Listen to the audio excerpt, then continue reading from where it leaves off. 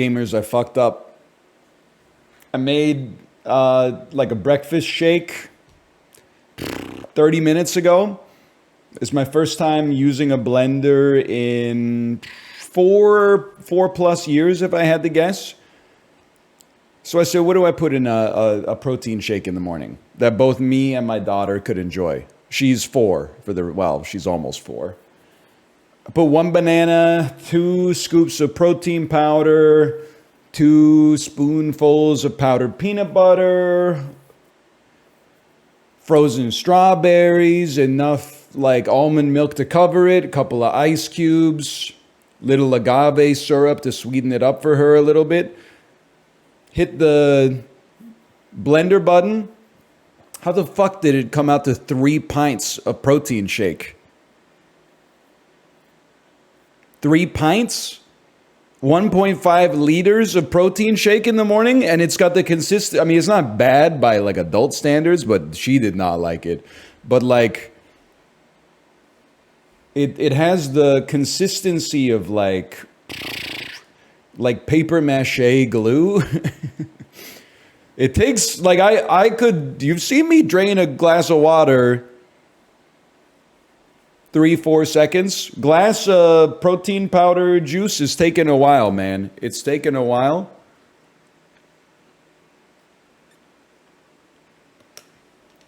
That was a big pull. That was like less than 20 milliliters if I had to guess. So I think tomorrow I'm going to do the same thing, but like half the size, and I'm going to blend it, and then I'm going to give it to my kid, and then I'm going to put the protein powder in the blender and blend it again and take it for myself.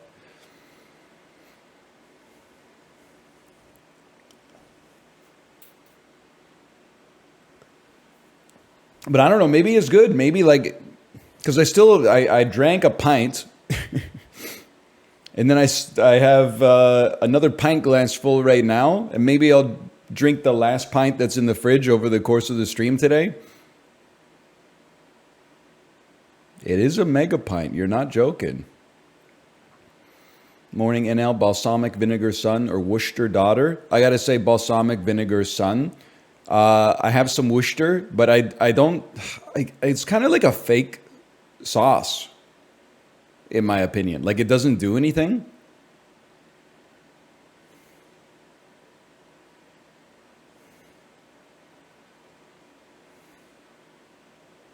What are you talking about? Like, it doesn't do anything. I don't know what else to tell you. It's like one of those things when you're making like a soup or a stew, you add a dash of it in, and then you go, oh, the Worcester sauce really like brought it all together. But then like, if you did a blind taste test, I don't think you could tell me which one has the Worcester and which one doesn't, man.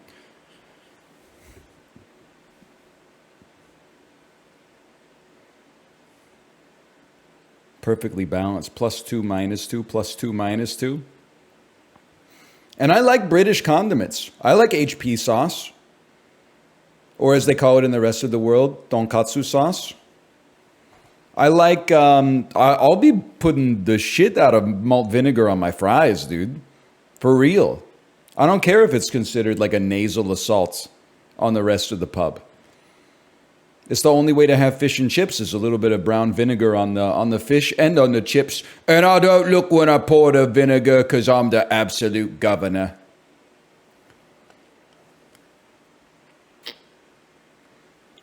If you're hearing weird sounds coming out of my mouth, I swear I'm just trying to generate enough of like a pressure vacuum to get the protein cement into my body.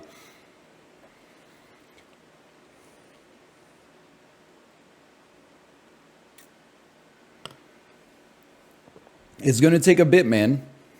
It's going to take a bit.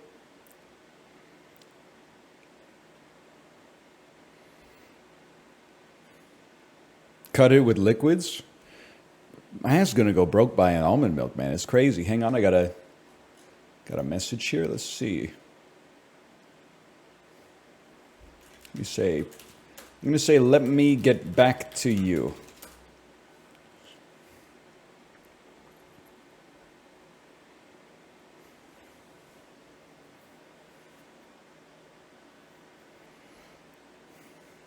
Back to Let me get back to you.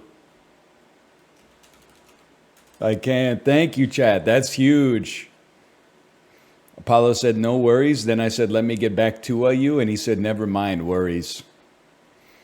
He loves to yes and. I mean that complimentarily.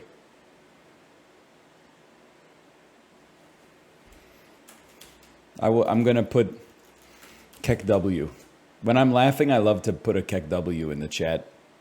I'm just a different kind of guy.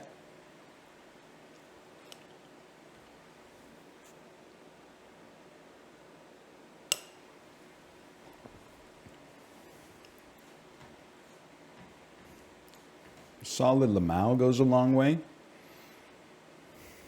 Let me boot up Dominion. Are we playing the Bob or Dominion today?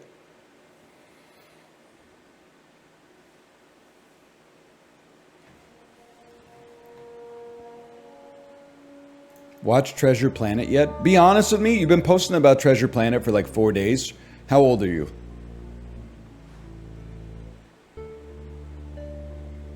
$30?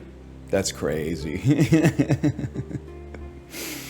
That's crazy, man. Like, I'm not even saying this judgmentally. I'm just posing hypothetical questions, okay? I'm trying to, so my dad was 30 when I was like 8. I'm trying to imagine the man that I knew when I was in the 2nd grade being like really passionate about a child's film. Sorry, not a child's film. A film predominantly made to sell tickets to children. I'm not saying it's bad. I'm not saying you're wrong. I'm merely engaging in a thought experiment.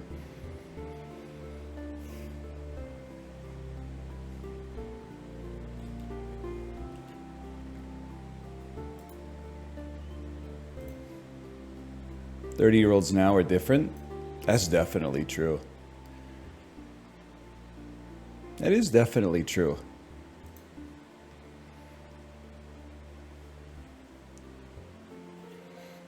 Like 30-year-olds back then are like 48-year-olds now. Both in the way that like their visible age, but then also like their maturity level. Can I hit you with something straight up? My mom is 59 years old. God is my witness. I don't think she's ever had a margarita in her entire life. Wine? Sure. She certainly had some wines. I don't think she's probably had like a cocktail or two, but I don't think she's ever had a margarita.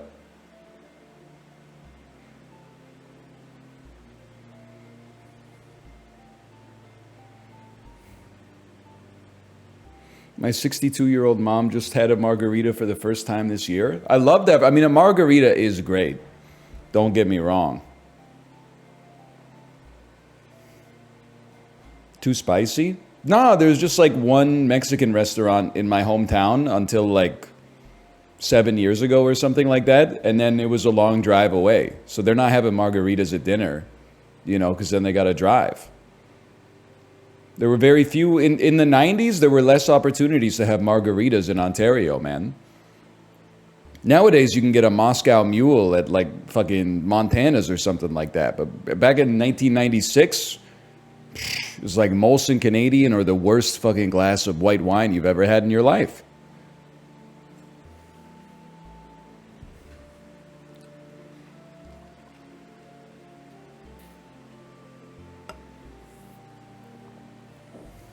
Hang on, I'm halfway through this one. Canada was cooked in the 90s. Everybody had a mustache. That's how I remember it.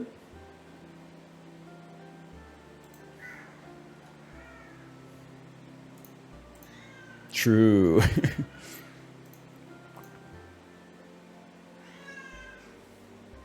What up, gangsta?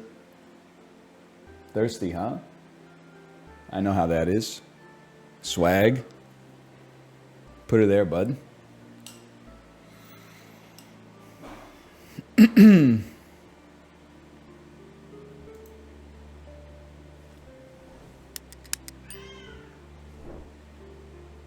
Cheers, brother. I'll drink to that. See, it's not like it's... Oh, let me give you a little stir, too, okay? Okay, I'll admit when I stir it, it's generating no current, which gives you some idea of the thickness of the quickness, but like it's pretty good. It's just it's too much and it's too thick. It's not old at all. It was made like 40 minutes ago.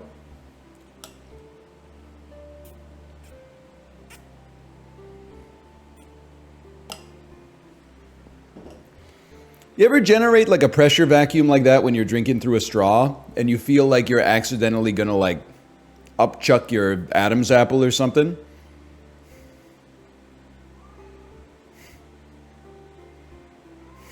Kinda? Yeah, you know what's up. Thin it out? No, because if you thin it out, there's more of it. I know it's easier to drink, but like at some point, I don't want to consume like 3 liters of liquid in the next like hour and a half. I'll settle for 1.5 liters of liquid. Just buy Tech Boy Gruel. It's crazy that I only have a 5% female audience. We literally did one science experiment, and you're like, fuck that, Isaac Newton. Gravity doesn't exist. Just go work at the fucking like coal mine or something like that. What are you talking about? I'm not in the headspace right now where I need solutions to the problem. I just want you to be like, damn, that thing's like a little thick. I know what to do. I'm 35 years old. Next time, I'm going to put less like liquid concrete type ingredients, and I'm going to put a little bit more liquid type ingredients. And then when I blend it, it's going to come out a little bit smoother, okay? You make one cooked protein shake, you don't have to start buying like Huel or whatever like that. Plus, honestly, I'm not going to say what I was going to say, but I was going to say I want about 80% of tech companies that are pretending to be food companies, or are they food companies pretending to be tech companies? I don't know, but I want them to go out of business. I'm not even anti-processed food, but I think I'm anti like food as a lifestyle type thing. Like I'm anti-food subscription service. Like whatever happened to just eating? But maybe that's me being a boomer. Long story short, tomorrow, I don't fear the man who's never failed. I fear the man who's failed 1,000 times, because his protein shake is going to be fucking zooted, man.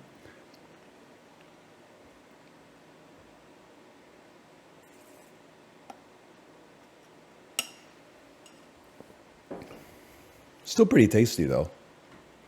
So, you will not catch me doing a Factor or a HelloFresh sponsorship. Once every 3 months, my manager is like, hey, HelloFresh sent over another offer. And I'm like, I literally, A, I don't want to do it, and B, I can't, because it would make me the biggest hypocrite in the world. It's not going to happen.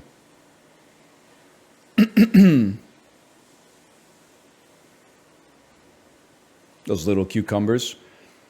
Get fucking HelloFresh for 2. They send one salmon that looks like James P. Sullivan, one salmon fillet that looks like Mike Wazowski. Come on, man.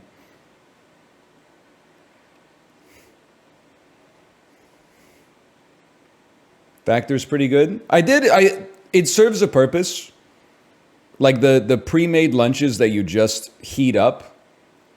I had that for like a year after our daughter was born, and I think it served me relatively well, but we stopped doing it because it was like a little expensive. And then also like, well, it got to the point where like 2 out of the 5 meals were my favorite. And then I was like, maybe I should just order those. But at that point, if I'm eating the same thing for lunch 5 days a week, I could just go to Save on Foods, get a rotisserie chicken, chop it up into quarters, air fry some potatoes, and then have like the meal that I really want to have cheaper. And I mean, the rub is that it takes you like, 20 minutes of prep time, but that's, we tank those from time to time, but I understand why people wouldn't.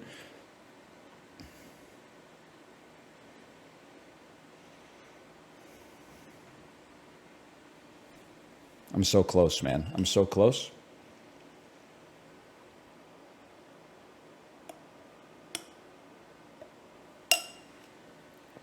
No, NL, don't hold it in. It doesn't do anything. Meal kit's good beginner step for cooking. Iron Wolf Helm, opinion disregarded. I know this is like, it sounds like the same argument as like student loan forgiveness can't happen because I paid my student loans. But I went from like not knowing how to reheat a can of soup to like being able to cook independently for myself in like 2 months when I was 19 years old before HelloFresh existed. So like all you got to do is like you look at I want to eat this. You look at the recipe, you buy the stuff from the grocery store, and then you follow the recipe. Like if you can't follow instructions, I get it. It's like a Rage Against the Machine type thing, but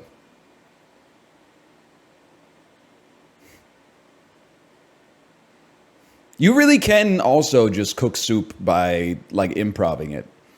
I know that sounds like rife for disaster, but I'm serious. You can't just wing it when you're baking.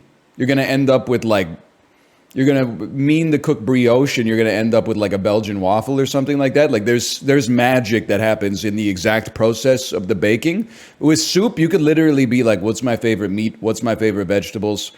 Chop them up, put them in the pot, fill it up with broth, add like a teaspoon of every seasoning in your spice cupboard and be like, oh shit. What do I call it? That's Greg's soup.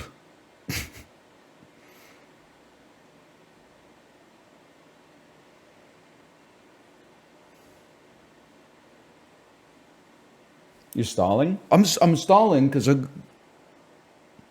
it's not done yet, man.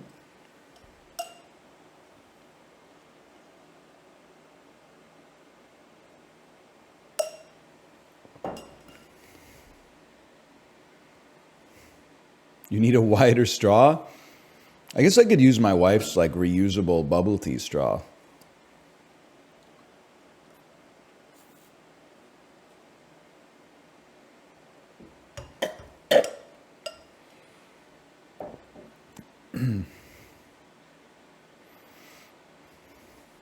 Yeah, we will be doing a Lockheed Martin sponsorship. It's just kind of like it's the paperwork is all mired in red tape right now because I asked them for tax advantage purposes. I don't want to get paid in American dollars because they're worth a lot. I would rather get paid like directly in heat-seeking missiles. But there's like, I didn't know this because I'm a streamer, but there's like permits and shit. You can't just like ship them across the border and say it's like a gift or stationary or something like that. Like you gotta, each one of the missiles needs like its own passport or something like that. So it's taken a little while to get it set up, but we'll be doing it for sure. They might have to pay me in the missiles that shoot the gas that turns the soldiers gay. And I could live with that. I could live with that. I'm sure I could find something to do with that. I could find a way to like turn those around. Launching it on your haters, dude. Hitting my haters with the missile that releases the gas that turns them gay. Oh, you forgot to play Eruption on this turn. You would have had lethal. I'm gay. I'm gay. Oh man. This is why I hate video games. They're just like the male power fantasy.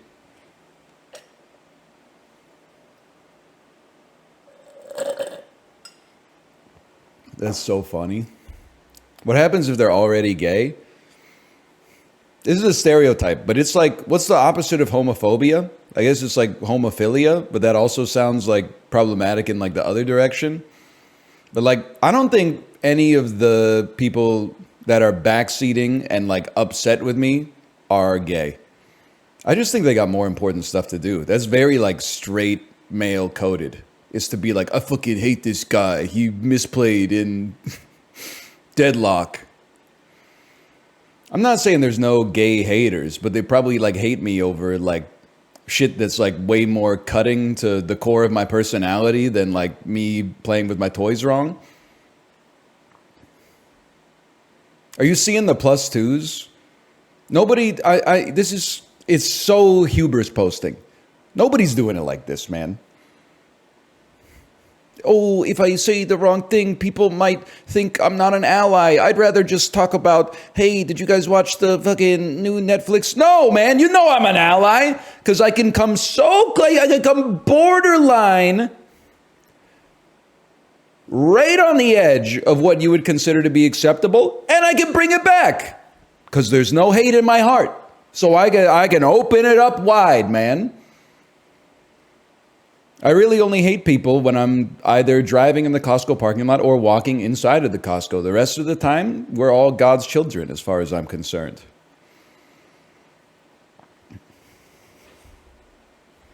Hang on, give me a sec. I'm going to get the last pint here.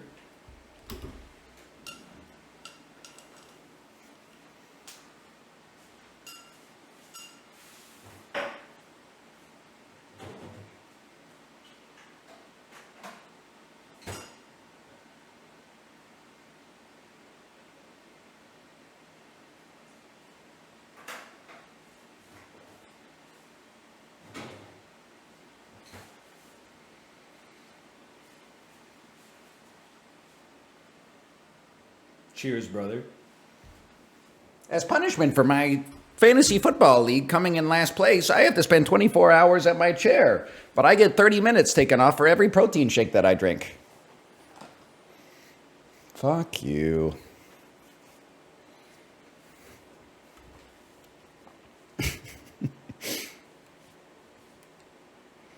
We are all God's children.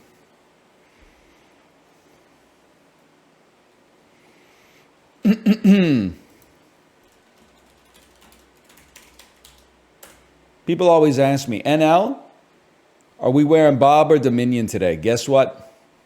It's Dominion. Why am I playing Dominion? Well, originally I was like, I'm not sure this would be a great stream game because I've never played it and it's a single, well, it can be a single player deck building board game. But then I said, you know what? I'm live for 30 minutes earlier than I normally am. So I can just take that as like that's me time. So I can stream Dominion. I can't even say it right anymore. I can play Dominion, and if it's boring, whatever, man. I'm early. But then I spent 30 minutes drinking a protein shake at the start of the stream because it's got the consistency of like liquid concrete. So now it's just inertia. What is Dominion? It's the first deck builder, apparently. And they say you always remember your first, but I've never played it. So let's do the tutorial. Let's start. And you know, honestly, you ever see the meme that's like a guy who looks like me, and it's like if the guitarist looks like this, you're gonna die in the pit. This is how I feel about board games that have a digital version. Like if your UI looks like this, you're about to play the best digital board game you've ever played in your entire life. Deck building. Welcome to Dominion. This is a game of building a deck of cards. I think based on what I'm seeing here, I should be maybe up here. Your deck represents your dominion. It contains your resources, victory points, and the other things you can do. It starts out as a small, sad collection of estates and coppers, but you hope that by the end of the game it will be brimming with gold, provinces, and the inhabitants and structures of your castle and kingdom. You win by having the most victory points in your deck when the game ends. You already get a couple from your estates, but they're not worth too much. To get a higher value victory card will take more gold. Coppers give you 1 gold. Click on each of your coppers to play them. Okay. Great sound design. Great sound design. You can buy a card costing up to 3. Click on a silver to buy it.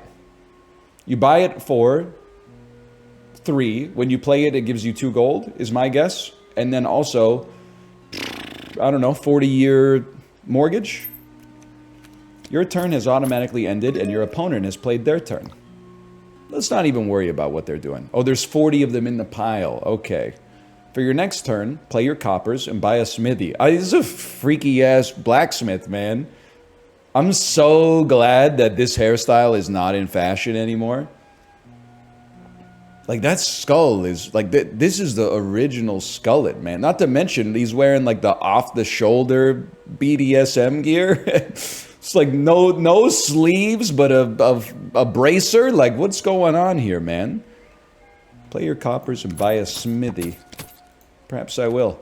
Every turn, you draw 5 cards from your deck. If your deck is empty, your discard pile is shuffled into your deck.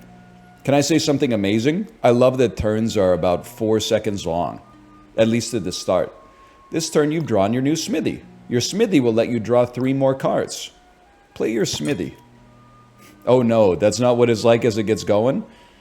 Well, I like when my turn is like 10 minutes long and my opponent's turn is 1 second long. Like, I love when my opponent, when I'm like, I play Niv Mizzet, the Wizarding Dragon. I tap 7 mana. I hit a fetch land that does 1 damage to me, but allows me to search my deck for a land that then comes in tapped. And then I play my Niv Mizzet, and when Niv Mizzet comes out, my enchantment gets +1 token, and then I take 1 token off, and I get a loyalty token on my Planeswalker to summon a 1/1 token, and then my opponent is like, I play Lightning Bolt, and you die. I've drawn my silver.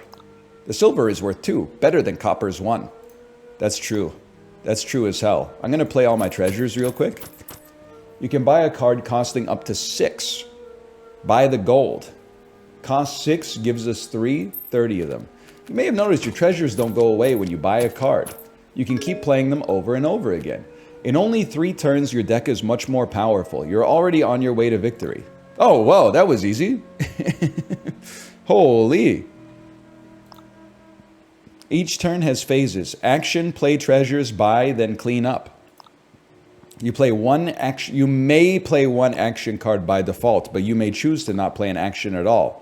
But for this tutorial, play your poacher. He gave me 4 gold, I think. Or maybe he costs 4 gold. He doesn't do anything. You can spend gold to gain a new card for your deck. Does he? The poacher doesn't do anything? He costs 4 gold? What a scam, dude. I will play all my treasures. You may buy 1 card from the supply by default. And you may choose not to buy a card. But for this, buy a throne room. All right. The cards from your play area and those remaining in your hand were automatic. Okay, that's a little condescending. I know that, okay? That second tutorial complete. Actions are where the game gets interesting. Action cards have a white border. Right-click your smithy to inspect it. Click away from the smithy to exit inspection. For this tutorial, your deck already contains a few action cards. By default, you can only play 1 action card per turn unless you have a card that gives you +4 actions. I don't know why I said 4. That was my brain inserted that as a phantom. For now, play your smithy. Your workshop is no longer highlighted because you've already spent your only action. With no more actions, your turn advances to the play treasures phase. Play your treasures and buy a laboratory. Some cards grant additional actions. Laboratory grants +1 action. Play your laboratory, which now allows you to play your smithy. You can daisy chain several actions together in this way. Play your treasures and buy a village. Some cards give multiple actions. The village gives +1 card +2 actions. Play your village for +2 actions, and then you got your workshop. Right-click the action symbol for a reminder of what it does. Play your smithy, play your workshop, and game end. Okay. There are 2 scenarios which bring about the end of the game. Either 1, the province pile is empty, or 2, any 3 supply piles are empty. Note that this can include the curse pile. Victory points are automatically totaled and already include any points from victory cards and curses. The player with the most victory points wins. The player who had the fewest turns wins in the event of a tie. If you forget who the starting player was, you can look at the log here. They're calling it the greatest tutorial of all time. Let's play a new game, man. Me and very easy AI. That sounds perfect for a guy like me. Okay, they purchased a remodel. Wait, there's more tutorials? Whatever, man. Let's take a peek here first. Province. Gives you 6 victory points. Gold. 6 gold for 3 gold every time you play it. Duchy. 5 gold for 3 victory points. Silver. 2 gold for 3 gold. Estate. 1 victory point for 2 gold. Copper. Copper costs 0 but fills your deck with garbage. Curse. Costs 0, gives you -1 victory point, but maybe allows you to finish the game faster. Am I understanding this appropriately?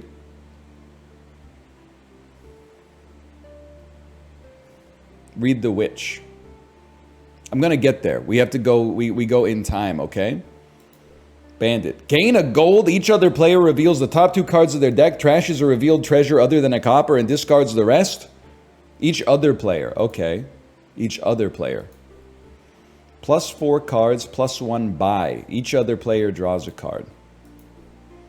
+1 card, +1 action. Look at the top 2 cards of your deck. Trash or discard any number of them. Put the rest back on top in any order. That's, okay, I understand the value of it. +2 cards, each other player gains a curse. All right. Gain a card to your hand, costing up to 5. Put a card from your hand into your deck. I don't understand you. Moat, +2 cards. When another player plays an attack, you may first reveal this from your hand to be unaffected by it. +2 gold. Discard the top card of your deck. If it's an action card, you may play it. So in general, this is good because you want to be playing treasures that are not copper, discarding coppers, and especially like estates are like a dead draw for you, right?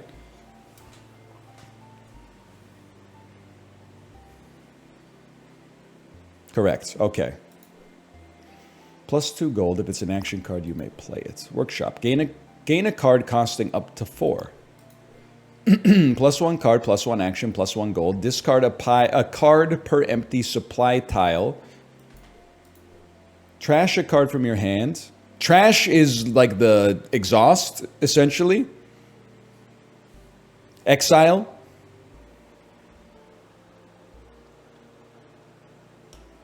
Trash a card from your hand. Gain a card costing up to 2 more than that. Okay. All right. Well, let's do something. +2 cards. If someone plays an attack, you may reveal this to be unaffected. +2 gold. Discard the top card of your deck. If it's an action card, you may play it. We don't have that many action cards. If discard an action card, if it's an action card, you may play it. If I were your husband, madam, I would drink it. Gain a card costing up to 4. So this is... It basically gives us a second buy.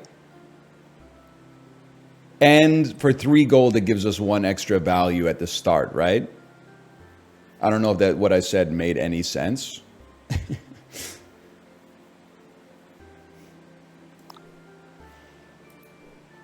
Okay. I also understand the appeal of buying some treasures. Yeah, we're going to figure it out. I mean, we're just starting early here. I'm going to buy a workshop. A workshop basically seems like a treasure to me. And then let's see what we got here. You've played several coppers and purchased a witch. A witch is an attack. So here's what I'm going to do. I'm going to play my treasures.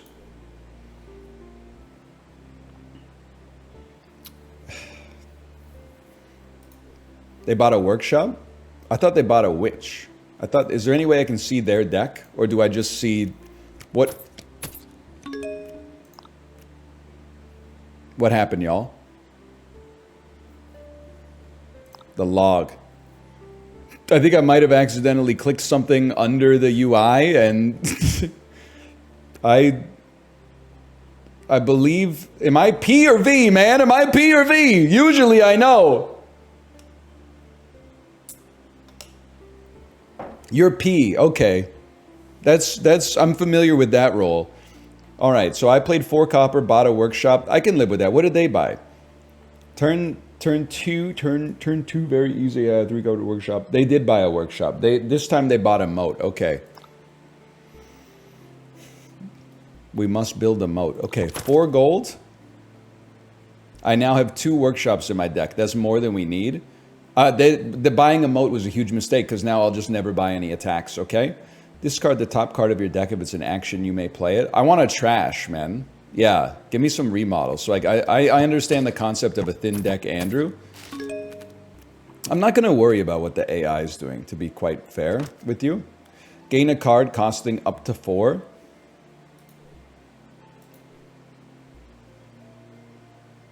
Give me a moment to think about this, okay? We are going to need some treasures or something. Just give me a silver, okay? And then play my treasures. And then give me another silver. Let's get the econ rolling here.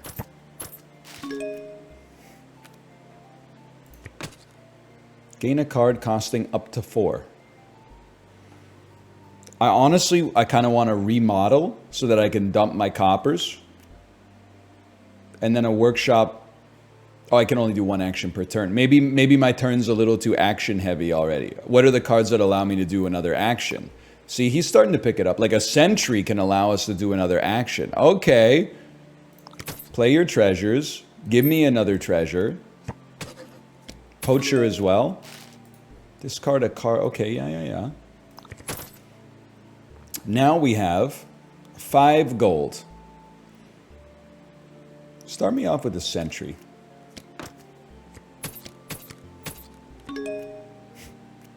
They're popping. I'm going to remodel. Trash an estate. Gain a card costing up to 4. I mean, maybe we're getting a few too many silvers, but that's okay. Play my treasures, buy another silver. I believe in it. I believe in it. Sentry. +1 card, +1 action. Drag a card to the trash. See a never copper. I would like to draw my silver, though.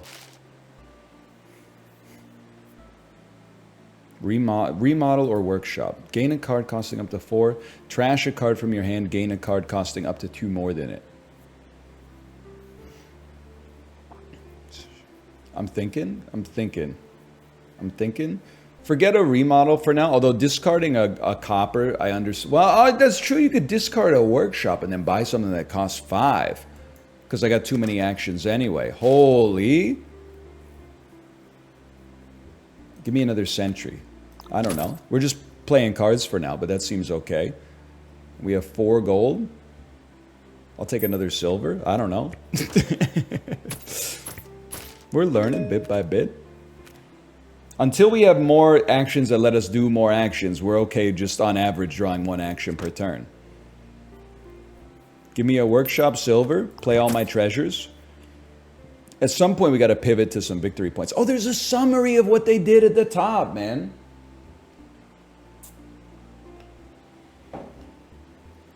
They added remodel and vassal. That's too many actions, man. That's too many actions. I'll take another silver, and I'm happy letting the econ roll. They've added a council room. +4 cards and a buy. Every other player draws a card. I'll remodel. Trash a copper. Gain a card costing up to 2 more than a copper. I mean, we could always add an estate, kill an estate, and add something better later. I don't know. We're experimenting. We're just studying it. You know how dogs is and all that. I can see the value of moat. Yeah, it does give you extra cards. I'm buying golds. We have received the first gold of the game. Holy cow. What have they done? Added council room and poacher. This isn't sponsored. He chose to play this? How many months subscription? 23 months subscriber, 1.5 year badge. Me when the game doesn't have guns or swords in it. What is this?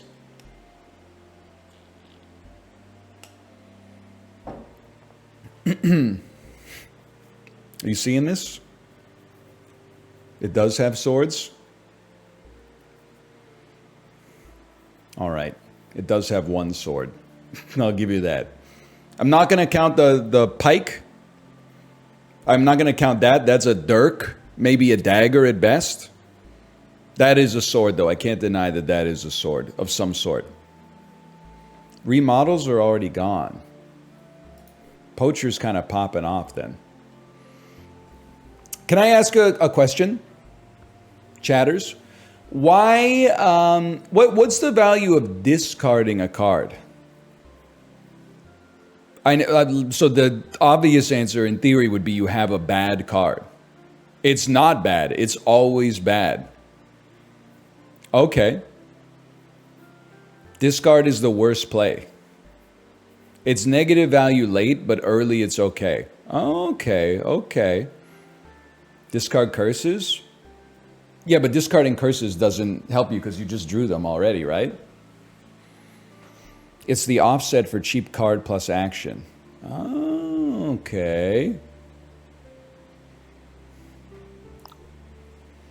Like this ain't Slay the Spire. This ain't Texas.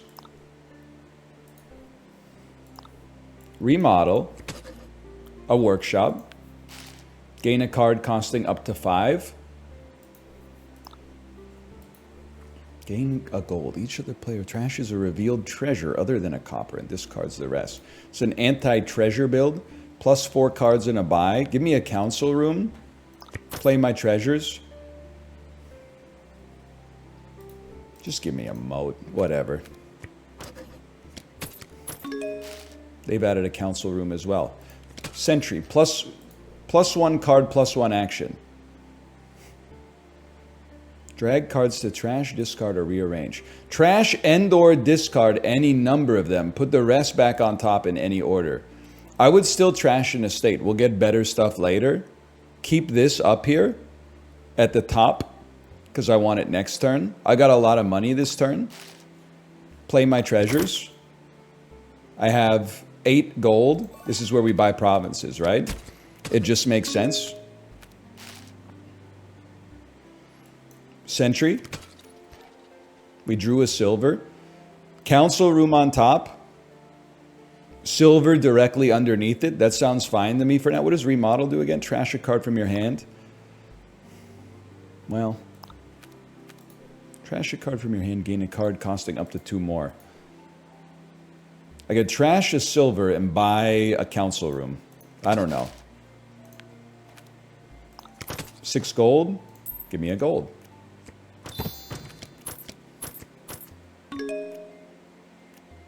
Game ends when 3 of these are out or there's no provinces left. Okay.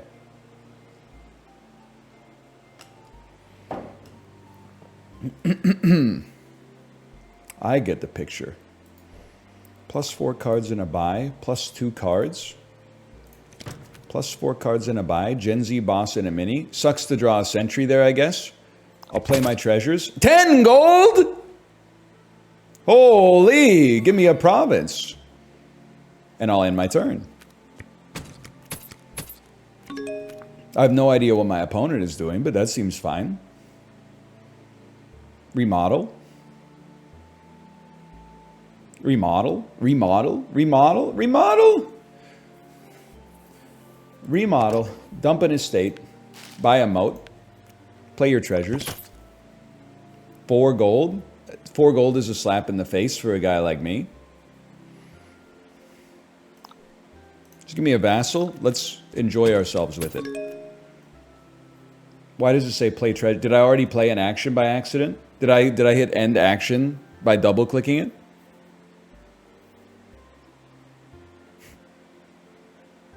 I think I may have accidentally double pressed the button. There's an undo button. Oh! The world is yours. I want to see those up at the top for sure. I know exactly what we're going to do, man. Keep those up. Remodel. Trash a gold. Buy a province. Play your treasures.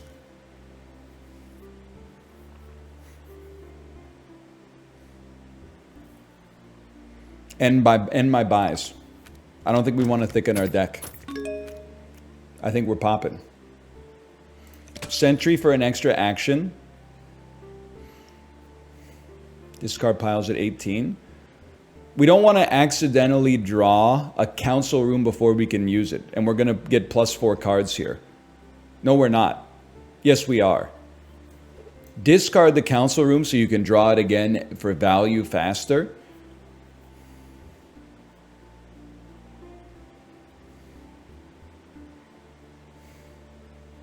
I think it's silver's okay.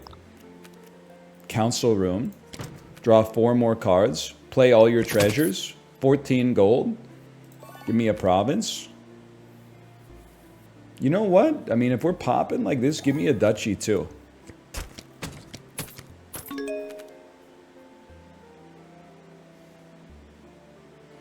Remodel trashes a card.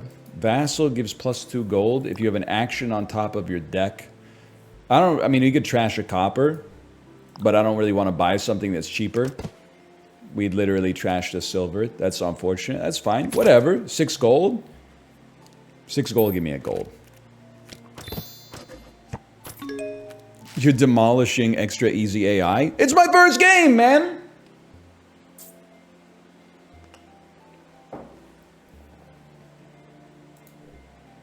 If it's an action, we have so many actions in our hand. Trash a card from your hand, gain a card costing up to 2 more than it. Well, I think just drawing a lot of dookie right now, I would say.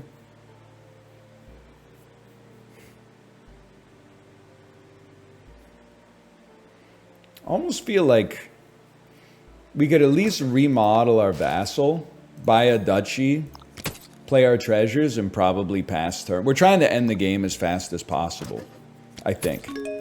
So +1 card, +1 action. We don't want to draw a province. We don't really want to draw a silver. Well, maybe we do want to draw a silver so we can get to a province. Then, council room will draw 4. Play your treasures. 7?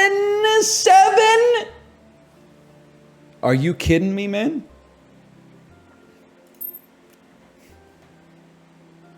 End turn. Chiblee, thank you for your +2s on the title. 7 fucking seconds. 8 gold, we buy a province. Chiblee, what do you think? Is your kind of game? Play a sentry. 2 provinces go to the discard pile. Remodel to trash a gold to buy a province. Play all your treasures. 5 gold, give me a duchy. Oh, baby, the double sentry combo. Sentry. We want to draw gold. We want to probably we want to trash a remodel. Sentry. We would be okay with a moat next turn. Discard the silver, though. We're going to be on 5. Oh, we could remodel. You're not going to like this, but I'm destroying my economy in order to finish the game by buying provinces as quickly as possible. +2 cards. Kind of a horrendous turn. Give me a duchy.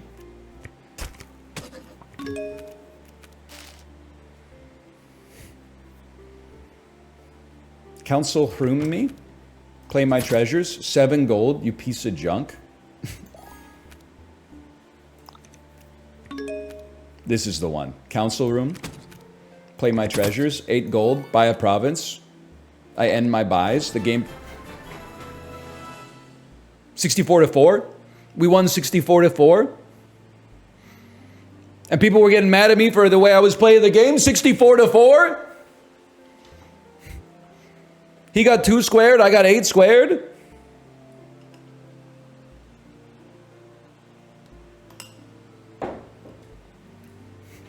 Wait, are you serious? How many victory points do you start with in your deck?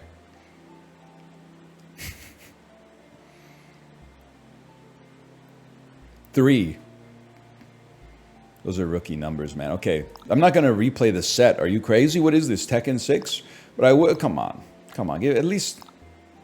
Oh.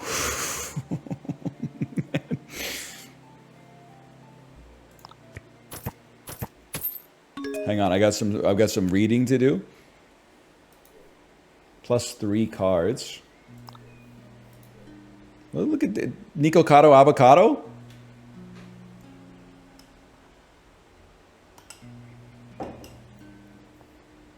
Am I wrong? +2 actions, +1 buy, +2 gold. Draw until you have 7 cards in hand, skipping any action cards you choose to. Set those aside, discarding them afterwards. You may trash a treasure from your hand. Gain a treasure costing up to 3 more than it. So you can... This is sick. You can turn your silvers into gold, and you could turn your coppers into silver. Which gives a curse. Moat defends and draws. Vassal can give you a free action. Workshop, I wasn't a huge fan of it. Jamie Heineman, gain a silver onto your deck. Every other player reveals a victory card from their hand and puts it onto their deck. So this is good because revealing a victory card and forcing them to draw it is bad, right? You may trash a copper from your hand for +3 gold. Okay. Okay, 3 gold.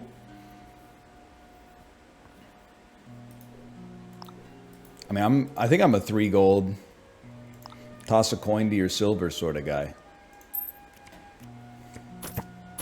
Medium AI has added a smithy, draws more cards. For 4 gold, I kind of love like you're kind of like a mine that doesn't have the ability to turn a silver into a gold. Which is bad. It's worse than a mine, but it's also 1 cheaper. So why don't you go ahead and turn my coppers into silvers? They've added a festival. +2 actions, a buy, and 2 cards. Okay. Okay. Money lender me. Trash a copper. Play my treasures. I don't think we need another money lender. We only have 1 action in the deck right now. Having a smithy also seems nice. I know we said we were going to buy silvers, but... You know, we're experimenting. We're learning a little bit. This time, give me a silver. I know we wasted a gold, but... Okay. They've added another festival. Their engine's going crazy, man. I think.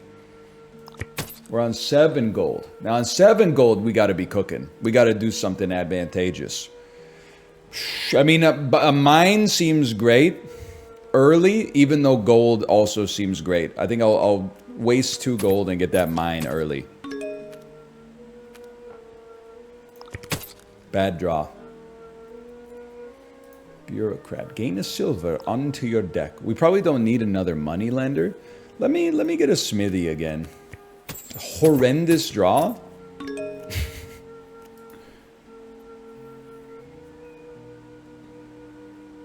God awful draw. Can we see what we're drawing? Is there a draw pile? Are you not my draw pile?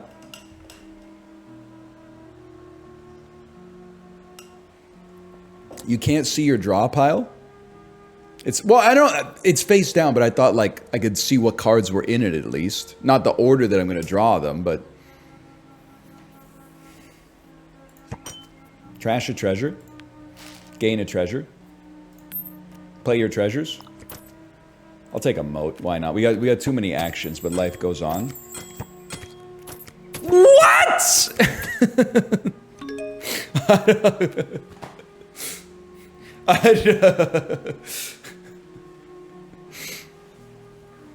Well, this one's a learning experience, okay? This one's a learning experience. That's fine, man. You know what? I've learned that festival must be good. Trash the treasure to gain gold. Play your treasures, buy a festival. Now we're talking. Festival smithy, smithy, copper, silver, festival vassal. Smithy. 5 gold. Give me another festival. When in doubt, buy festivals, man. And vassal too? Vassal's giving them like free actions. Vassal is like, oh, I only have 1 action, but I have a vassal, but I could get a festival off it and get another vassal. Okay. Or get another festival, I should say. Play the money lender. It trashed a copper, right? Play everything else, buy a gold. Oh, brother. Oh, brother.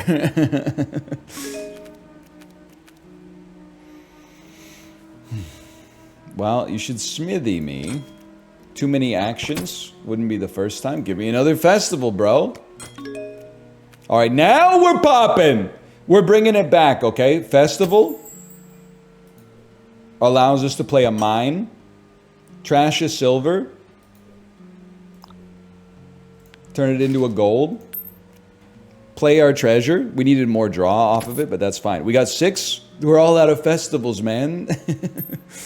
They got 8 festivals. I got 2. Festival, smithy, festival, vassal, smithy, festival, copper. You know what? They don't have that many oh, but they're buying provinces. They're trying to end the game. Festival. You need draw, man.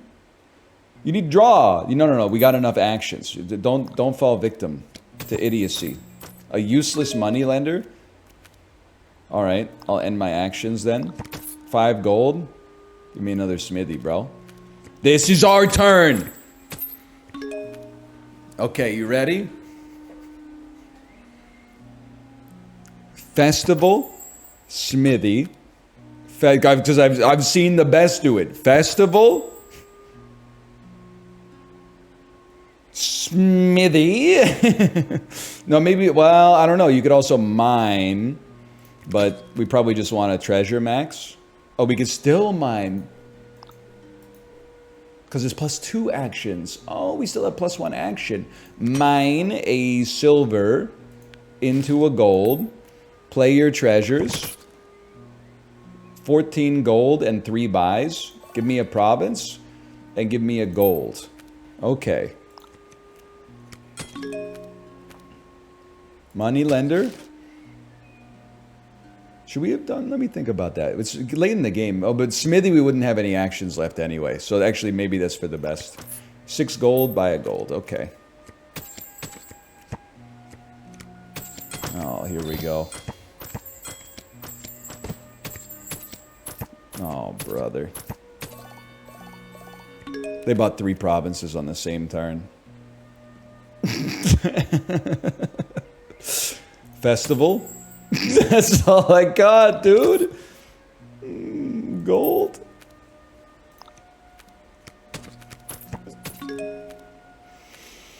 Smithy. Give me that province. They bought an estate. What a disaster. Smithy. We buy a province. I mean, I'll be honest. I think we got our ass beat. I don't think we got our ass beat to the extent that we beat the very easy A. Yeah, they beat us 34-21. That's not that bad. Now you know why most people house ban Festival. It does seem like if you have 5 or 6 gold, you just like buy festivals every time it shows up, right? Like it gives you something and replaces itself.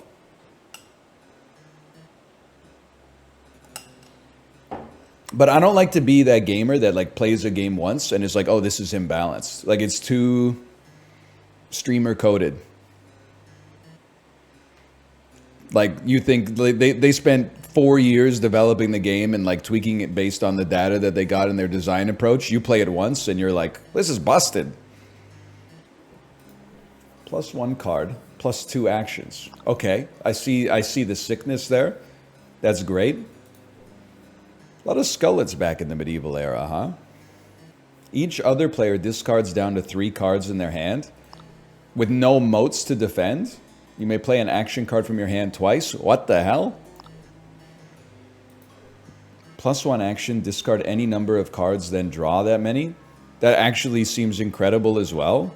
Is that a sign of a good game, that every card seems OP? Trash up to 4 cards from your hand. Bro, an early chapel?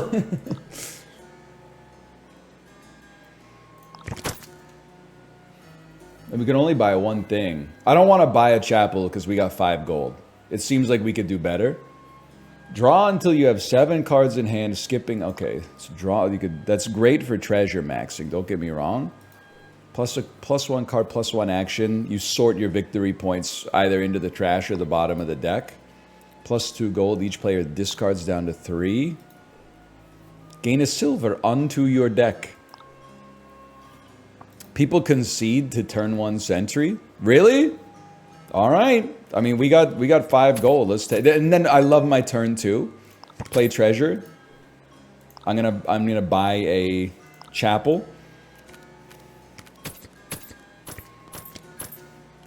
They added a sentry as well. Okay, we play sentry. We want to trash a copper. We want to draw a chapel next turn. 4 gold. You get +1 action too, which is crazy. I see the power of a smithy. But we maybe have too many actions early. Maybe just give me a silver. Maybe be patient. Chapel. Dump your entire hand. Don't buy a card.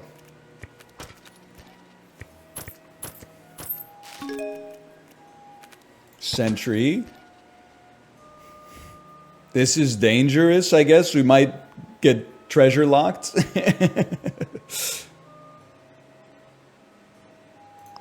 And then chapel, discard these two, sorry, trash these two, gives you enough gold to still buy a silver, so we still have an economy. You got the loop figured out? I love to hear that. Okay, we'd have no cards to draw. Chapel, kill your copper, play your treasures. Now, adding another action makes sense because we don't always want to play chapel. Plus one card, plus... We don't really need the actions. We need like a bureaucrat. We need a bureaucrat to add more silver into the deck. Yeah! And then we'll play fucking Sentry Bureaucrat. Hopefully, basically every turn, get a shitload of silvers. Okay. Hang on. Sentry, Bureaucrat. I've added a silver onto my deck. Played my treasures. It would, well, we don't really need more draw right now. Throne Room. You may play an action card from your hand twice. Throne Room. Sock it to me.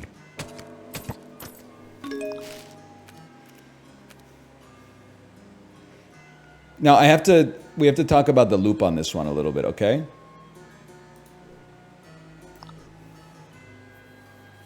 If I Throne Room, can I... Oh, so it uses its action to do two actions of something else. Okay. And I have two cards in my draw pile. I don't know what they are. You could... I mean, you have to Throne Room Sentry twice, right?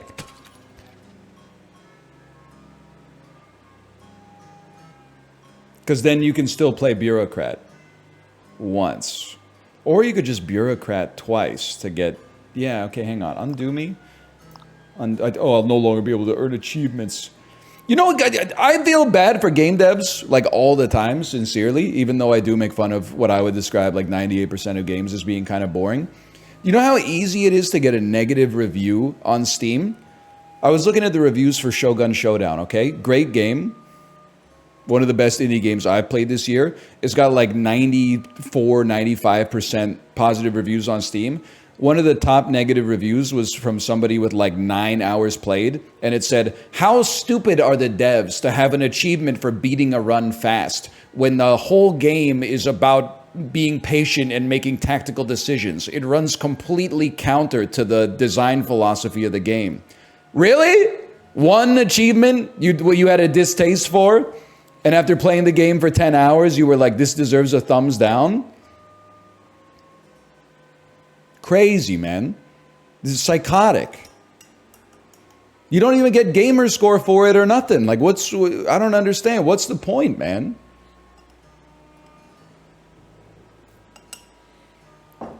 One fucking achievement? It took you one fucking achievement to piss me off? Okay, 2 silvers in the deck. I mean, someone said village replaces itself. That's all I need to know.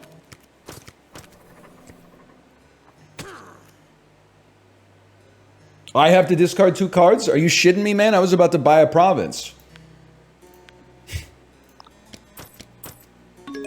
Fuck you, dude. Fuck you.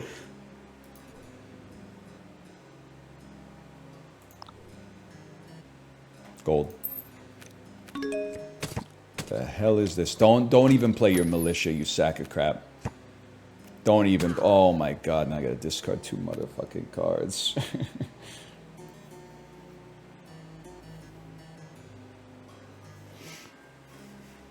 It's alright, we'll draw it again. Watch this. They're attacking me, and I have no moats. Library counters militia. Oh. Possibly. Okay. Throne Room. Village. It really drew a chapel.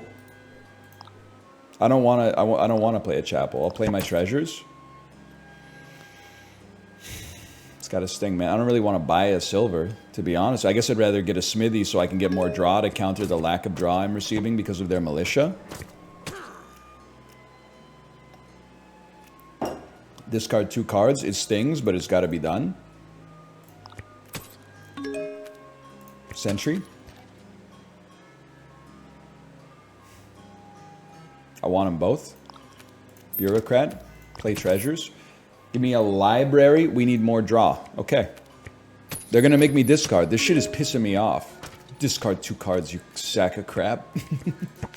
Discard my 2 treasures. I got no money to do anything. They're playing 1,000 cards a turn.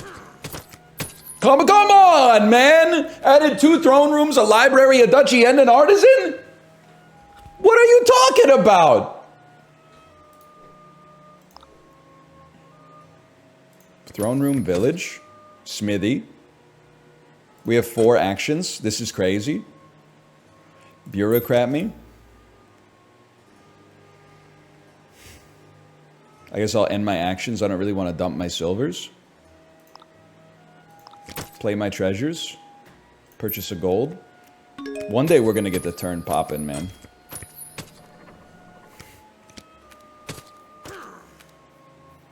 I have to discard 2 cards twice?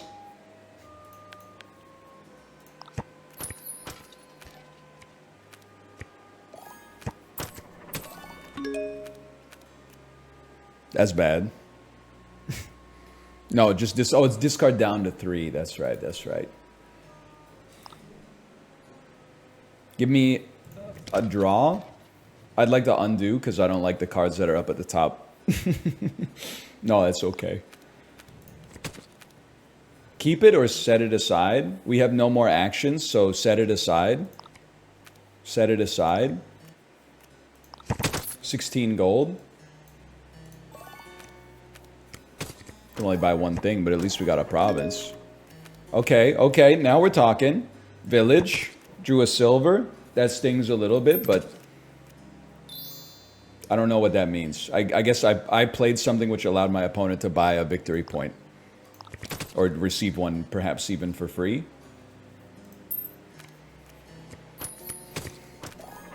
He puts it on top of his deck. Maybe I interrupted his Wambus. Give me a province. Okay, next turn. Don't make me discard, man. I'm popping. Yeah, he didn't make me discard. Okay. Throne room sentry. Do we want to draw a library? We don't want to draw... In fact, Chapel in the Trash is beautiful. We only have 1 action left. We're not going to draw... This is sentry 1 of 2. So we'll draw the library. We don't want to draw the province. Drawing a silver is fine with a guy like me. You play your library first, because then we'll... If we play smithy first, we'll draw less. Library first, then play a smithy. Play your treasures. I can only buy 1 thing, which is kind of devastating, but I'm just happy we got there. We interrupted him somehow. I don't really want to add a silver to my... Maybe I do, because, well, I don't know. If anything, we have too much economy, but maybe that's good. Maybe that's good. Here we go. Here we go. Where's the militia? They don't have a militia anymore? Nope, they got militias. Let me think about this. Definitely a silver. Probably a... Well, I don't know. With the smithy, we're like pretty much destined to draw enough to buy a province.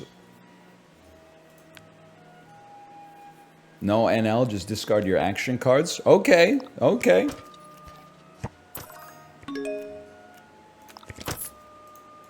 I'll take your word for it.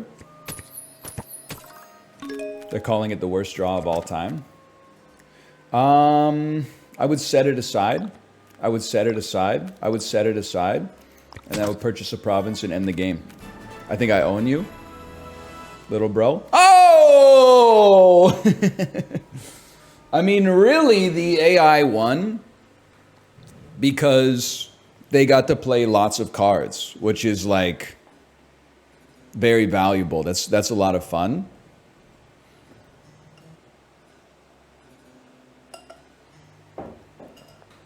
That was good. All right, I'm going to let my brain take a day to simmer on Dominion. I had a great time playing it. Hopefully tomorrow I'll have digested some extra levels of strategy.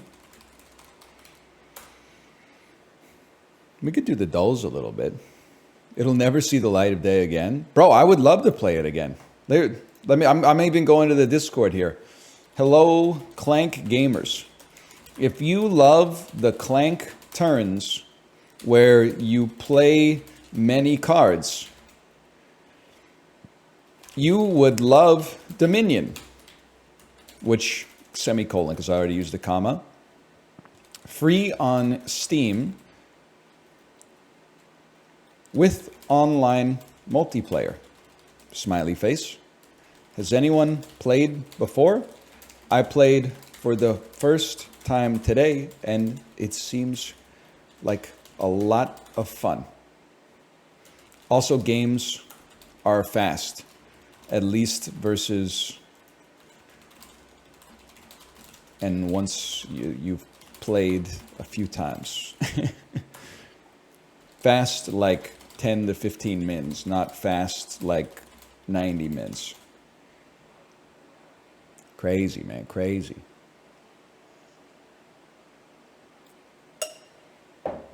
Wingspan was also fast. I'm not mad at anybody because I understand how it goes when you're playing a board game for the first time.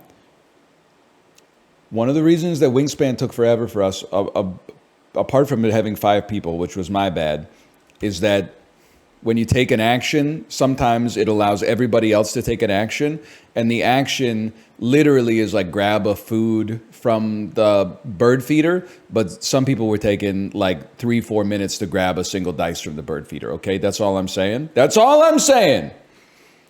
If there was like a 20-second turn timer for actions that were like literally pick heads or tails, then that would have sped up the game a lot.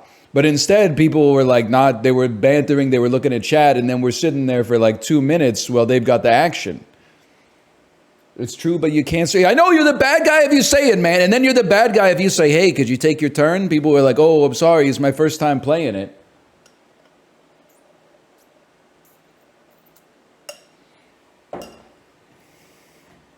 I love Wingspan, though. All right, we can play the dulls. We'll play the dulls for sure. I've almost finished my protein slop.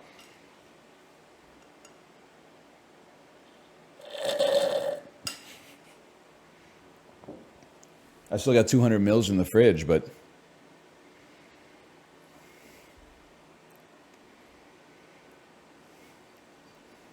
no, I don't think I'll be playing any more intense board games. If any, board games, I feel like in a way they've moved in the wrong direction. Like the world is ready to embrace a new pantheon of easy to teach board games that are fun from ages 8 to 80. I am Sushi Go posting. I think I'm not saying that the difficult board games shouldn't exist. It's good that they exist. I'm just like, I'm sick of people showing up to board game night with like some shit that weighs like 38 pounds. How about something that's just like in a box and it's like 2 dice and then like a deck of cards, and the cards are like different than a normal 52 deck of cards? Candyland is dog shit. I say that as someone who plays like 2 to 3 games a week because it's my 3-year-old's favorite game. But it's the worst game ever made. There's no point to playing it. You might as well just flip a coin when you start and then say like, whoever calls it wins.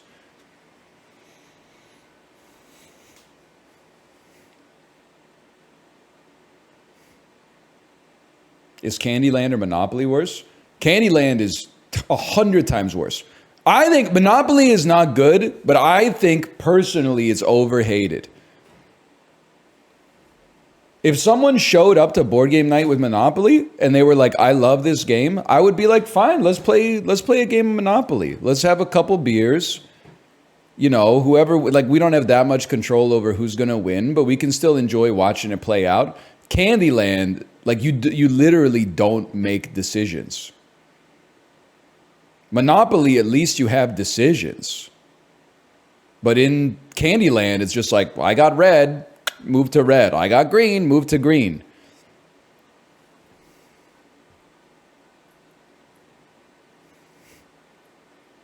Scrabble's good, but people don't like to play with me.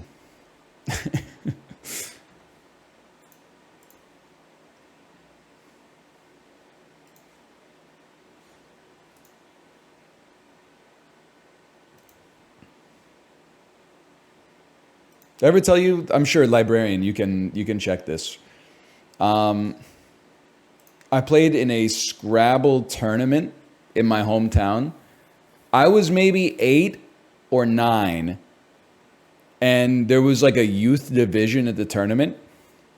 I joined the tournament because I love Scrabble. But anyway, I got there expecting it to be like a tournament, and then in the youth division, there was only one other kid who signed up, and they were 12.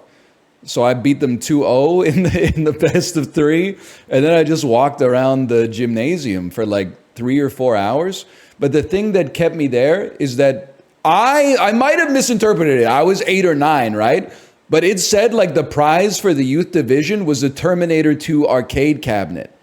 Like the one with the guns on the arcade cabinet and the screen, and the like robots come flying by and you go.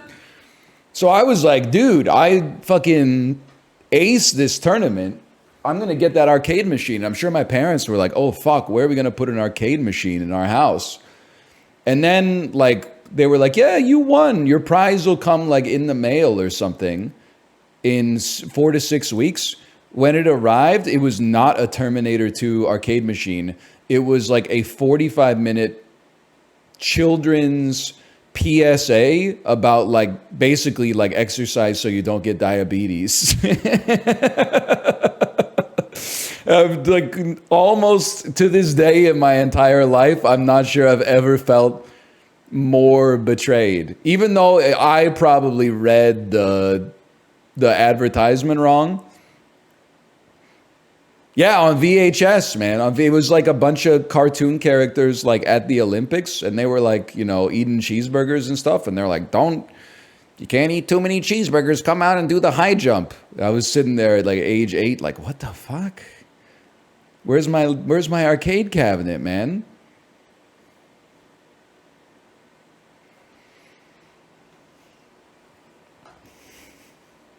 I mean, I was like, it doesn't, even as a kid, I was like, it doesn't really make economic sense that like 2 kids who paid $5 each to enter this tournament would somehow win a prize that was worth like $2,500. But so I wouldn't say like I was stunned that I didn't get the arcade cabinet, because like that was sort of like Occam's razor. But anyway.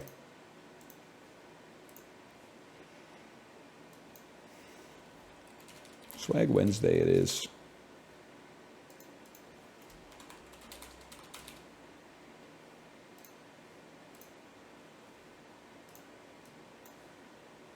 The dolls. It's nice starting early. I feel like you got time for the dolls every day, especially because no fucking games are ever coming out. Oh, I didn't get it uBlock Plus, motherfucker.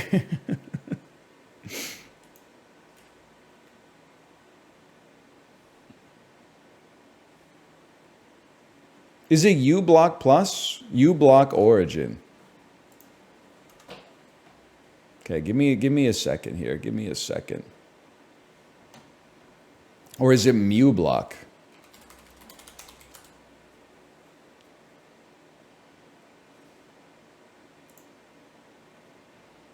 I would like to get it. Is this just a joke when it says this extension may soon no longer be supported because it doesn't follow best practices? Like, is that Google being like, we know you exist, so don't get too comfortable?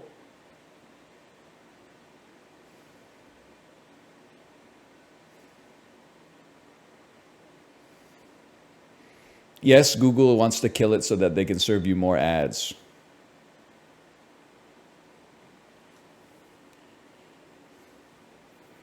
Google fucks the add-on a bit.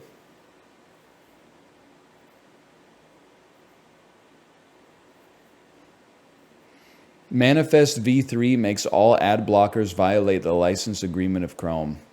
Motherfucker.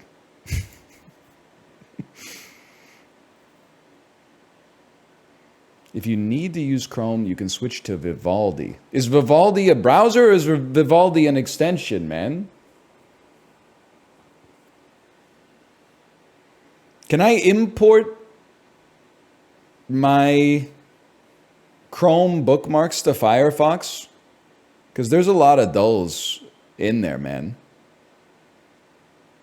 Okay, how... Oh, motherfucker. Firefox.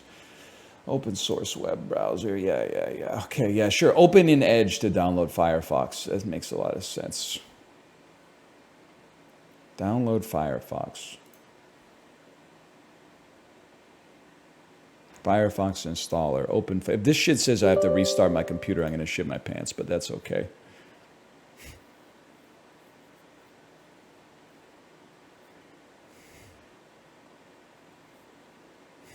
Firefox and stereo. I know. And then my wife bought a 4070 Ti, but it didn't fit in her case. So I think I'm going to inherit her 4070 Ti.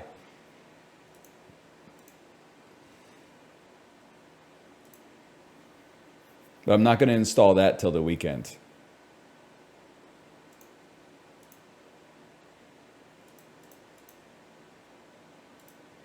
Hang on, I'm importing my bookmarks to Firefox. Hey, Ghost Pepper, thanks for the gifted subscriptions. Thank you. What do you have right now? I got a 2080 Ti. Also, I don't even want to tell you this. It's only because I have a commitment above all else to keep talking that I'm telling you this. I feel like my PC is already running a little bit better because when I was looking to see like what CPU fan I had last night, I realized there were 2 foam yoga blocks right on top of like where the fan spits out hot air. When I picked up the yoga blocks, the bottom one was like hot as fuck. So that's, you can see them. They're next to Tomo now. Did you fix your mono audio? Yerp. Okay, now I'm on Firefox. uBlock Origin. Feels so weird having like an untouched browser, man. The default autofills. YouTube, Facebook, Reddit, Wikipedia, Twitter. 4 out of 5 ain't bad, I guess. uBlock Origin. Not from the Chrome web store, please. From the Firefox web store. Get uBlock Origin. 16,000 5-star reviews. You know the difference? I'm starting to realize why people love Firefox and hate Chrome. On Chrome, they said, don't get too comfortable. We're going to disable this shit. On Firefox, it says, this app is recommended by the Mozilla Foundation. Holy shit, dude.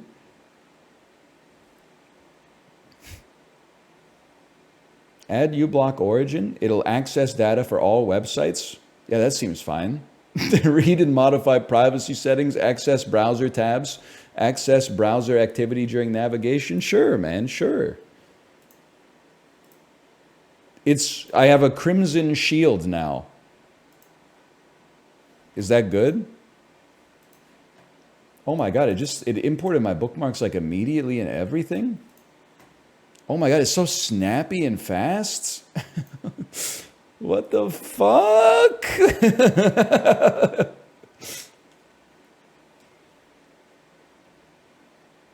It's scrolling at like 120 FPS. Dude, this is crazy. Librarian, thank you for the gifted subscriptions. Thank you. Look at this, man. Oh, maybe it won't take like 3 seconds for the Pokemon to pop up.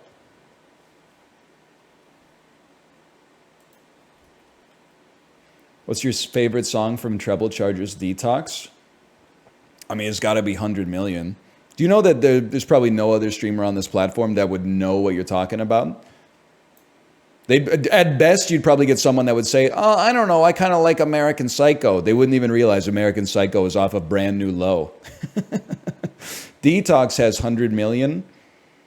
Brand New Low has Brand New Low and American Psycho. I own both of them. I did just what you told me. Remember when Treble Charger has the not lead singer sing a song on the album? / marker Pokedoku. We're so back and we're on Firefox now. Thanks to chat's advice. Look at how quickly, how snappy they pop up, dude. I thought my computer was decrowded. It turns out that maybe like A, Chrome is decrowded, and then B, 7,000 like JavaScript rich elements trying to load on every single page to get me to buy Iam's dog food when I don't even have a dog is probably like causing an incredible drag on my web browsing experience. Who would have thought, man? Who would have thought? This is crazy. And the yoga blocks that were blocking the exhaust on my computer. Yeah, that's fair. OGLOC Drew. What about OGC LOL Drew Carey at the Fish concert? Am I right? Flying Bug? Dude, Anorith. But like the grown-up version? Whatever. Bug Ice? You can't tell me that Venomoth is not a flying bug, but we're going to come back for that in a second, okay? Alola Fairy is not possible. Middle evolution flying is very easy. That's Pidgeotto. Ice middle evolution, that's a gimme, dude. Give me Pillows Wine. I'm loving the haircut, man. The beanie haircut. Middle evolution fairy. Togetic. Oh, you want it? Then two shinies 2 days in a row? Shiny Togetic is that's great tech as well, man. Because that's going to be a shiny Togekiss, which is one of the... Am I right, Sir Toasty? Is in Pokemon Go, isn't that a goated Great League Pokemon because it's bulky as fuck? Tell me I'm wrong. Plus it has fairy typing, which can take people off guard, right? It's pretty good. I'll take that. It's pretty good. It's no Meta-type red or whatever, but it's a great support Pokemon. Alolan Ice? Raichu Alola? No, I got it backwards. That might be right anyway, but I'm thinking of Alolan Ninetales. That's like the default Alola Pokemon. Okay. Bug Ice. Bug Fairy? Bug is tough, man. Bug is tough. This just feels right, but it might be poison. It's a flying bug. I don't know what you want me to say. Can I blow your mind? So my daughter has this book called like Butterflies Are Pretty Weird or something like that. And in it, they have like some wordplay. They're like, I've got some facts about butterflies that will make your 6 legs tingle. And she was like, what is 6 legs? And I was like, let me teach you something. All insects have 6 legs. And she said, what about spiders? And I said, what a great question. Spiders are the most commonly mistyped animal. They're not insects. They're actually called arachnids. Didn't expect her to really pick that up. 2 days later, I read the same book and I said, what kind of animals have 6 legs? She said, insects. I was like, what? I didn't learn that until I was like 21, man. Then I said, what about spiders? And she said, they have 8 legs, but they're not insects. And I said, what?